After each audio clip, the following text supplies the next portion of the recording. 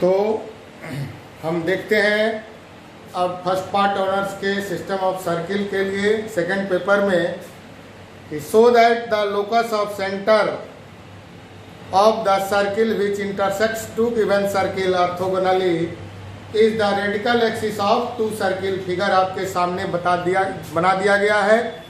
दो सर्किल है तो दोनों सर्किल का इक्वेशन होगा let x square plus y square plus 2g1x plus 2f1y plus c1 equal to 0 equation 1 and x square plus y square plus 2g2x plus 2f2y plus c2 equal to 0 equation 2 are any two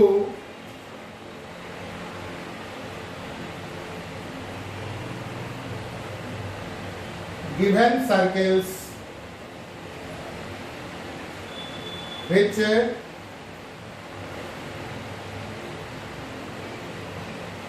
are intersected by a circle x square plus y square plus 2gx plus 2fy plus c equal to 0 equation 3 हो गया। अब हम लोग ये देख लिए कि दो सर्किल दिया हुआ है और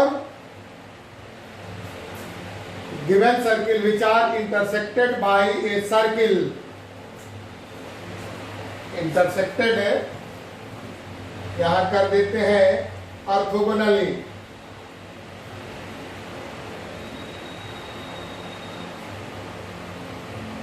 by a circle x square plus y square plus 2gx plus 2fy plus c equal to 0। तो अब जो है इन दोनों सर्किल को ये सर्किल तीसरा सर्किल ऑर्थोगोनली कट करता है। तो ऑर्थोगोनलिटी के कंडीशन के अनुसार देन बाय कंडीशन ऑफ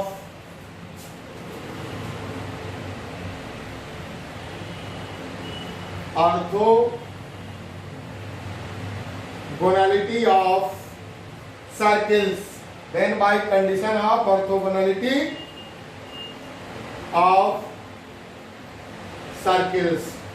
तो ऑर्थोगोनलिटी के सर्किल के अनुसार क्या हो जाएगा 2g1 plus 2f1 equal to c plus c1। c plus c1 equation हो गया 4। फिर 2g2 plus 2f2 equal to c plus c2 equation हो गया 5। अब देखिए एक सर्किल है x square plus y square plus 2gx plus 2fy plus c equal to 0 जो दिए गए दो सर्किल को ऑर्थोगोनली इंटरसेक्ट करता है। तो ऑर्थोगोनलिटी के कंडीशन के अनुसार हमारा ये दो कंडीशन दो इक्वेशन आ गया 4 और 5। अब जो है सब्ट्रैक्टिंग 5 फ्रॉम 4, 4 में से आप 5 को घटा देते हैं। तो 4 में से जब 5 को घटाएंगे तो क्या आ गया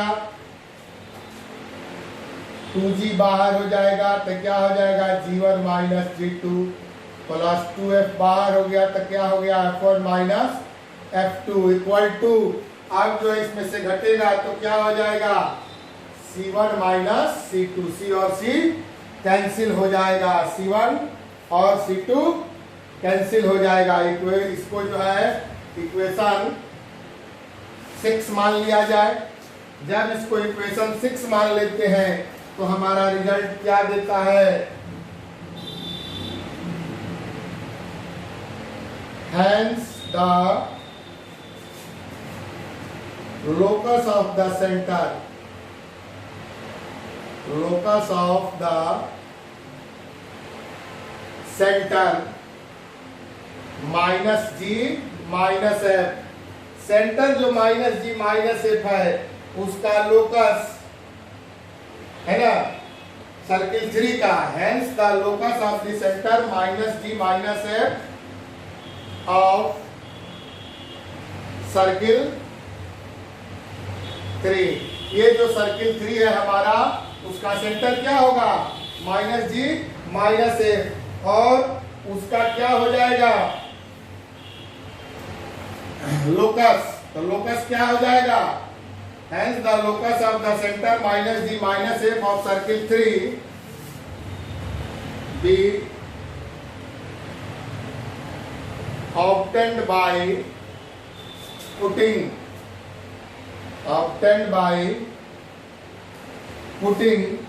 minus g equal to x, minus g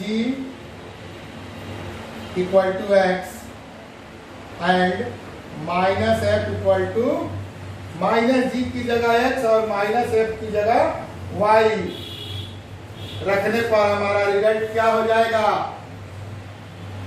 इन 6, इस 6 में रखेंगे तो क्या हो जाएगा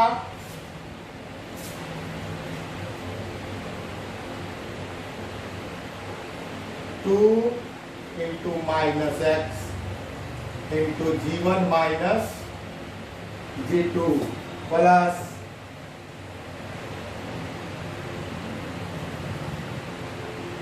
2 f की जगह पर क्या हो जाएगा -1 into f1 minus f2 is equal to c1 minus c2।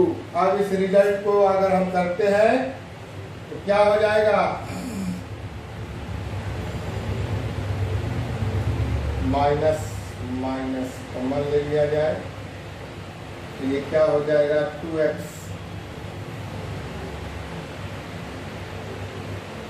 तो इससे हमारा क्या मिल जाएगा ठीक है थोड़ा नीचे, ये हो जाएगा हमारा माइनस ये और ये माइनस कॉमन ले लीजिए तो क्या हो जाएगा 2x g1 minus g2 plus 2y f1 minus f2 is equal to c1 minus c2। अब ये जो है हमारा इक्वेशन चला जाएगा तो this implies that 2x g1 minus g2 plus 2y f1 minus f2 is equal to minus ये minus इधर आ गया ये हो जाएगा माइनस c1 माइनस c2। अब इस इक्वेशन को यहाँ फाइनल टच देते हैं तो क्या हो जाएगा हेंस ये क्या हो जाएगा 2x g1 minus g2 plus 2y f1 minus f2 plus c1 minus c2 equal to 0 which is radical axis of which is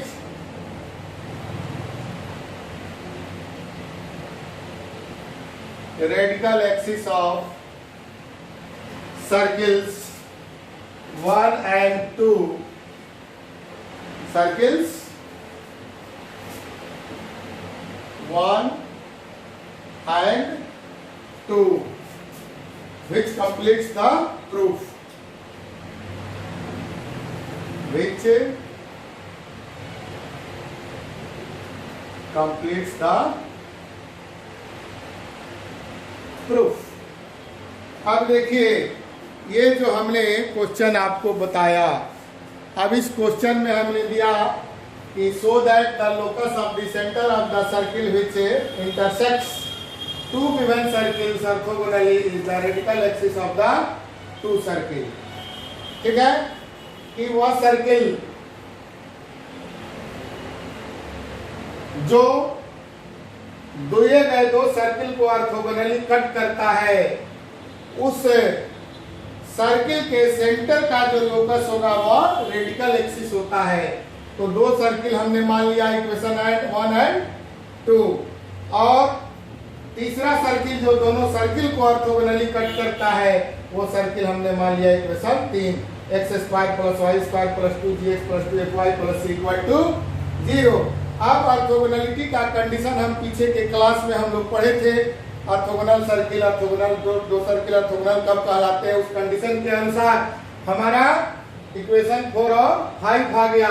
अब 4 में से 5 को माइनस कर दिए, घटा दिए, सब्ट्रैक्ट किए, तो हमारा ये रिजल्ट आ गया। अब हमको सेंटर का लोकस निकालना है, किसका, थर्ड सर्किल का।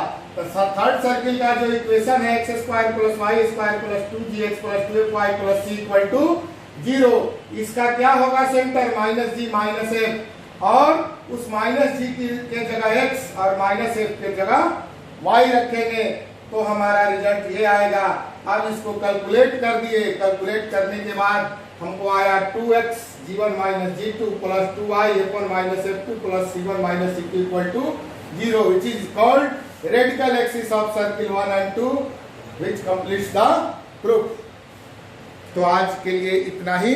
आप लोग ध्यान से पढ़ेंगे और कोविड-19 के नियमों का पालन करते हुए घर में रहेंगे, सुरक्षित रहेंगे, है ना। 2 गज की दूरी, मास्क है जरूरी का अक्षरशः पालन करेंगे। धन्यवाद। आपका दिन शुभ हो।